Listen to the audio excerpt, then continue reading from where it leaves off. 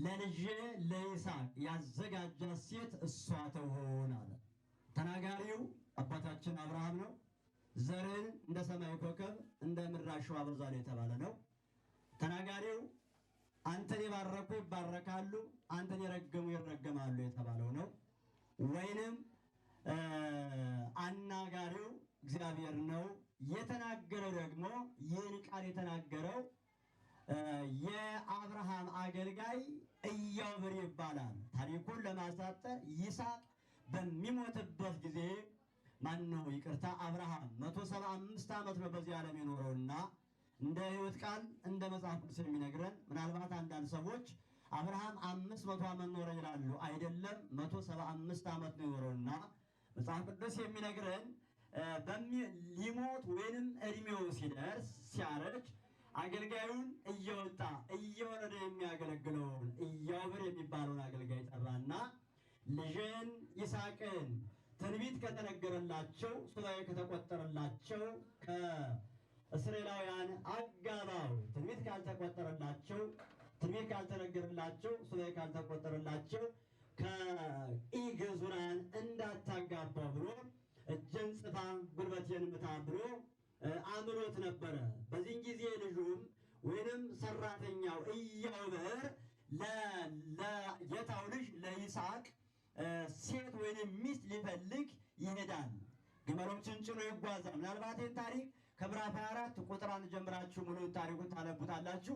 በታሪኩ ውስጥ የእኛን ሕይወት እንመዝናለን ማለት ነው። አሁን ዛሬ የጠፋ ይሄ ነው።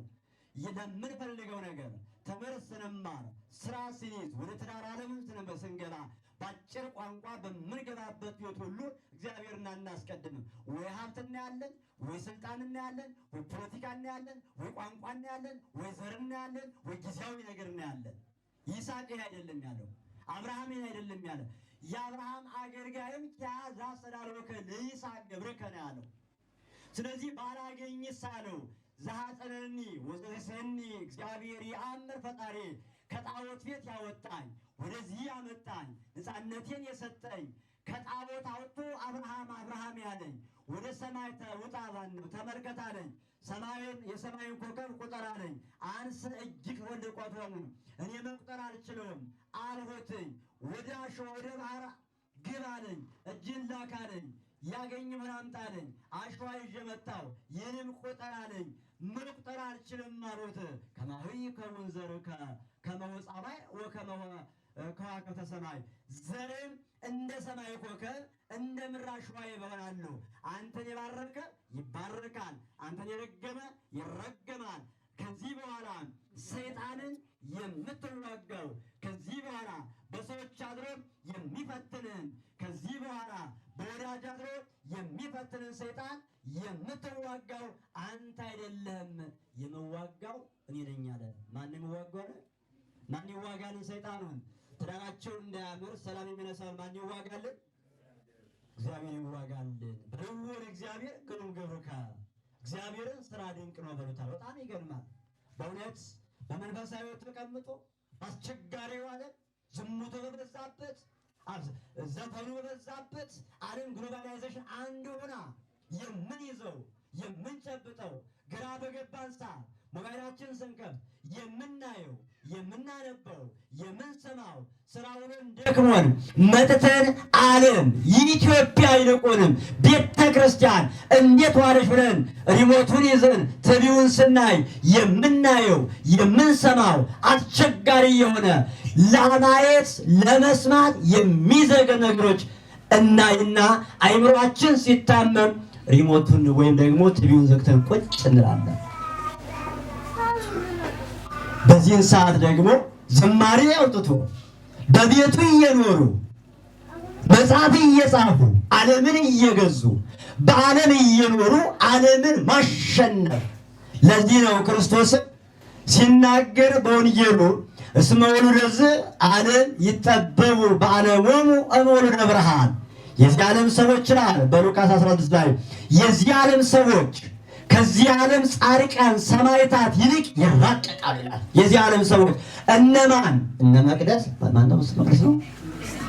መቅደስና ወልደ ኢየሱስ በዚህ ዓለም እየኖሩ ዓለምን አለማወቅ መታደል ነው ወገኖች። በዓለም እየኖሩ ዓለምን አለማወቅ ተመሰሉ ኪያዬ በከመ አነ እትሜሰሉ ለክርስቶስ ክርስቶስ እንደመሰሉት እናንተ ማንም ሰሉ እኔን ምሰሉ ቅዱስ ጳውሎስ።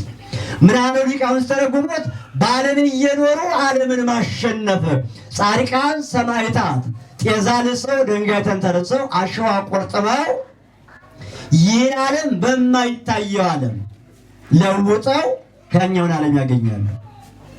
የዚህ ዓለም ሰዎች ግን በሕግ ተወስነው በሥጋው ደሙ ተወስነው በቤተ ክርስቲያን እየኖሩ እየጾሙ እየጸለዩ እየቆረቡ እየሰጡ እየመጸወቱ ቢኖራቸው እየሰጡ ባይኖራቸው እያዘኑ እየመጸወቱ ሥጋው ደሙን እየተቀበሉ እያበሉ እያጠጡ እየተሳሰቡ እየተረዳዱ አንተ ትብስ አንቺ ትብስ ናቸውና ሲኖሩ እነዚያ ጻድቃን ሰማዕታት ይህን ዓለም በወዲያኛው ዓለም ለውጠው ነው። እነዚህ ግን የዓለም ሳይቀርባቸው ይህን ዓለም ፀሐይ ሙቀው ወዲያኛውን ዓለም ፀሐይ ጽድቅን ኢየሱስ ክርስቶስን ይሞቃሉ አለ።